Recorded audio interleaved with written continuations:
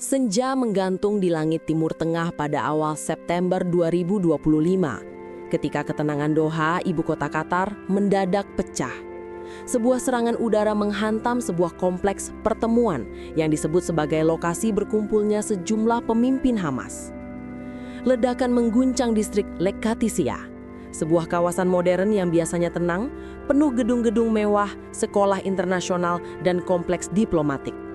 Dalam sekejap, apa yang semula hanya sebuah sore biasa berubah menjadi arena kepanikan. Api membubung tinggi, sirine meraung di jalan-jalan Doha, dan warga sipil berhamburan mencari perlindungan. Serangan itu menewaskan 6 orang, termasuk 5 anggota Hamas dan seorang anggota keamanan Qatar yang bertugas menjaga kawasan tersebut. Beberapa tokoh penting Hamas dikabarkan selamat, tetapi serangan ini meninggalkan luka diplomatik yang dalam. Israel menyatakan serangan itu merupakan tindakan balasan terhadap rangkaian serangan yang masih dilakukan Hamas. Mereka mengklaim bahwa targetnya adalah tokoh-tokoh penting yang terlibat dalam perencanaan serangan terhadap Israel. Namun, bagi Qatar, serangan itu dianggap lebih dari sekedar aksi militer. Itu adalah pelanggaran terang-terangan terhadap kedaulatan mereka. Apalagi Doha saat itu sedang berperan sebagai mediator untuk negosiasi damai antara Israel dan Hamas. Ironisnya, serangan itu dilakukan saat perundingan perdamaian tengah mendekati momentum penting. Para delegasi Hamas sedang membahas proposal gencatan senjata yang disusun bersama Amerika Serikat dan mediator lain. Dalam perspektif Qatar, tindakan Israel seakan bukan hanya menghancurkan sebuah gedung, tetapi juga menghancurkan kepercayaan yang sedang dirajut dengan susah payah. Pertanyaan besar pun muncul. Apakah diplomasi bisa berjalan bila mediator sendiri dijadikan sasaran? Apakah kekerasan bisa menjadi jawaban atas konflik yang sebenarnya menuntut solusi kemanusiaan? Doha menegaskan satu hal. Serangan itu bukan hanya agresi, melainkan juga upaya membungkam suara perdamaian. Reaksi Qatar dan tuduhan terhadap Israel. Hanya beberapa jam setelah serangan, pemerintah Qatar menggelar konferensi pers darurat.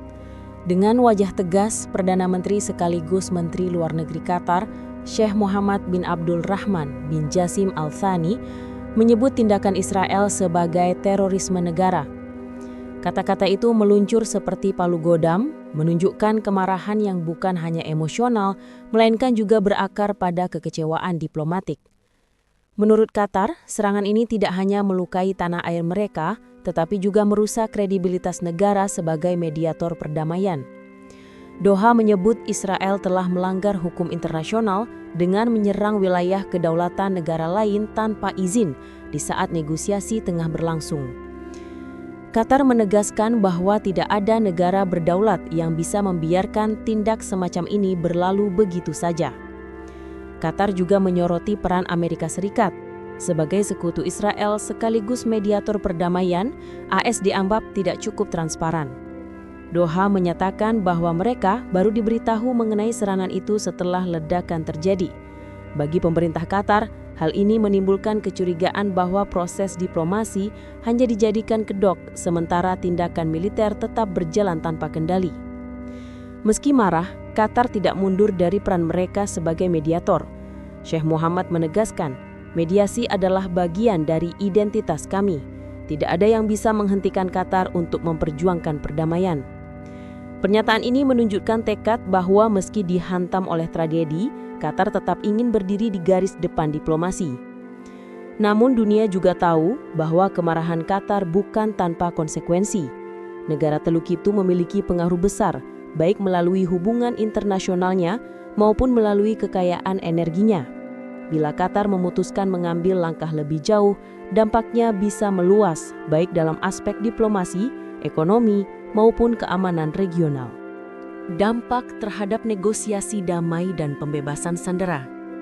Salah satu dampak paling serius dari serangan ini adalah runtuhnya kepercayaan terhadap proses negosiasi damai. Sebelum ledakan di Doha, perundingan gencatan senjata tengah berada di jalur yang menjanjikan. Proposal perdamaian yang dibawa oleh mediator diyakini bisa membuka jalan bagi penghentian sementara kekerasan, sekaligus membuka peluang pembebasan sandera yang masih ditahan Hamas. Namun, Setelah serangan itu, atmosfer berubah drastis. Bagaimana mungkin sebuah pihak mau duduk di meja perundingan bila meja itu sendiri bisa dihancurkan oleh bom kapan saja? Bagaimana mungkin Hamas atau pihak lain percaya pada diplomasi bila mediatornya justru dijadikan sasaran? Keluarga-keluarga sandera yang menaruh harapan pada diplomasi pun kini dilanda keraguan. Apakah pembebasan orang-orang yang mereka cintai masih mungkin? Atau harapan itu sudah runtuh bersama dinding bangunan yang hancur di Doha?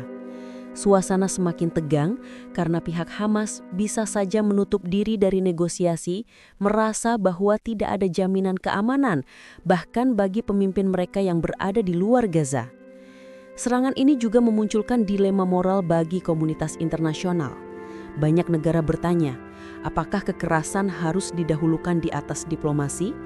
Jika iya, maka nasib ribuan warga sipil, baik di Gaza maupun Israel, akan terus berada dalam bayang-bayang ketidakpastian. Bagi Qatar sendiri, tantangan terbesarnya adalah membuktikan bahwa perannya sebagai mediator masih relevan. Jika mereka berhasil melanjutkan negosiasi meski dilukai, hal itu akan menunjukkan kekuatan moral dan diplomasi mereka. Namun bila gagal, serangan ini akan tercatat dalam sejarah sebagai pukulan telak yang membunuh salah satu peluang perdamaian terbesar di Timur Tengah. Respons internasional dan potensi eskalasi. Ledakan di Doha tidak hanya menimbulkan luka di Qatar, tetapi juga mengguncang panggung internasional. Negara-negara Arab dan Islam segera mengutuk keras serangan tersebut. Liga Arab dan Organisasi Kerjasama Islam bahkan menyebutnya sebagai ancaman langsung terhadap stabilitas kawasan. Mereka sepakat bahwa tindakan Israel melanggar kedaulatan sebuah negara berdaulat, sekaligus mengabaikan hukum internasional. Dari Barat, reaksi bervariasi. Beberapa negara Eropa mengekspresikan keprihatinan mendalam, menegaskan bahwa tindakan semacam ini bisa merusak kredibilitas upaya perdamaian. Perserikatan Bangsa-Bangsa melalui Dewan HAM juga mengecam, menyebut serangan itu sebagai bentuk pelanggaran yang bisa mengganggu stabilitas regional. Amerika Serikat menghadapi dilema besar. Di satu sisi, Washington adalah sekutu utama Israel. Namun di sisi lain, mereka juga berperan dalam mendorong negosiasi damai bersama Qatar. Serangan ini membuat kredibilitas AS dipertanyakan. Publik internasional bertanya, apakah AS mengetahui rencana serangan sebelumnya? Mengapa mereka tidak bisa mencegahnya? Eskalasi konflik pun menjadi bayang-bayang nyata. Qatar bisa saja mengambil langkah balasan, baik melalui jalur diplomasi keras maupun langkah ekonomi yang mempengaruhi hubungan internasional. Lebih jauh, serangan ini juga bisa mendorong solidaritas negara-negara Teluk untuk melawan tindakan Israel, sehingga memperluas ketegangan ke level regional. Di mata dunia, serangan ini menjadi pengingat pahit bahwa konflik di Timur Tengah tidak hanya berlangsung di Gaza atau Tel Aviv, tetapi bisa meluber ke negara-negara yang bahkan berusaha menjadi penengah. Pikiran tentara Israel dibunuh. Judul dramatis Pikiran Tentara Israel Dibunuh mengandung makna simbolis. Faktanya, tidak ada laporan bahwa tentara Israel tewas dalam serangan di Doha. Sasaran serangan adalah anggota Hamas, bukan pasukan Israel.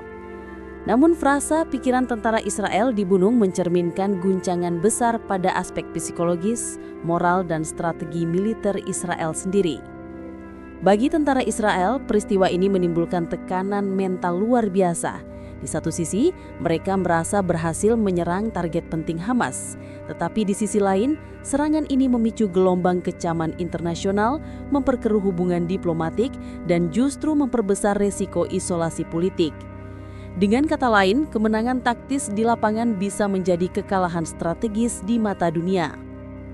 Pada perang modern, kemenangan bukan hanya diukur dari jumlah lawan yang berhasil dilumpuhkan, tetapi juga dari bagaimana dunia melihat legitimasi sebuah tindakan. Dan dalam kasus ini, banyak pihak menilai Israel justru merusak dirinya sendiri. Bagi publik global, tragedi Doha memperlihatkan betapa rapuhnya perdamaian di Timur Tengah Harapan bisa runtuh dalam sekejap dan diplomasi bisa terbunuh hanya dengan satu rudal. Namun di balik semua itu, pertanyaan yang paling penting tetap bergema. Apakah dunia akan terus membiarkan peluru bicara lebih lantang daripada kata-kata?